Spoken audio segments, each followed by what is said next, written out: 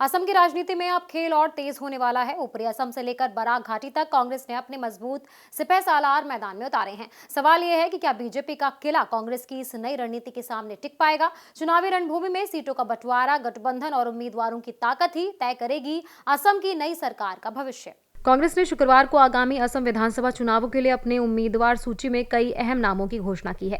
ये सूची पार्टी की केंद्रीय चुनाव समिति द्वारा तैयार की गई है और इसमें ऊपरी असम, उत्तरी तट और बराक घाटी के महत्वपूर्ण विधानसभा क्षेत्रों के उम्मीदवार शामिल हैं। कांग्रेस महासचिव केसी वेणुगोपाल ने इसे आधिकारिक तौर पर जारी किया। सूची में प्रमुख उम्मीदवारों के रूप में विदिशा नियोग को जलुकबारी सीट से, रोहित परिगा को तंगला सीट से और जयंता बोराह को विश्वनाथ सीट से मैदान में उतारा गया है।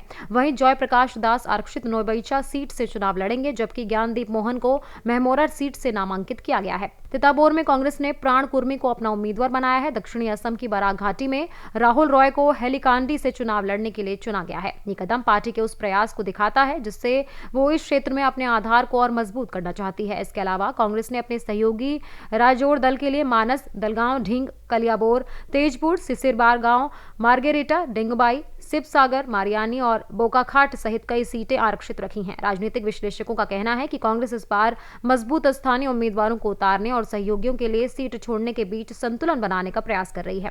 इसका मुख्य उद्देश्य ये है कि बीजेपी विरोधी सीटें बिखरे नहीं और विपक्षी गठबंधन मजबूत रहे। असम में होने वाले विधानसभा चुनावों से पहले ये रणनीति बेहद महत्वपूर्ण मानी जा रही है। नामांकन प्रक्रिया जारी है और चुनाव प्रचार में तेजी आ रही है। कई विधानसभा क्षेत्रों में बहुकोणीय मुकाबला होने की संभावना है, जिससे गठबंधन और उम्मीदवारों का चयन अंतिम परिणामों के लिए निर्णायक साबित हो सकता है। विशेषज्ञों का मानना है कि बीजेपी के खिलाफ कांग्रेस की रणनीति और उम्मीदवारों की ताकत असम की राजनीति में नया मोड़ ला सकती है। वहीं बीजेपी अपने मजबूत आधार के साथ सत्ता बनाए रखने की रणनीति में लगी है।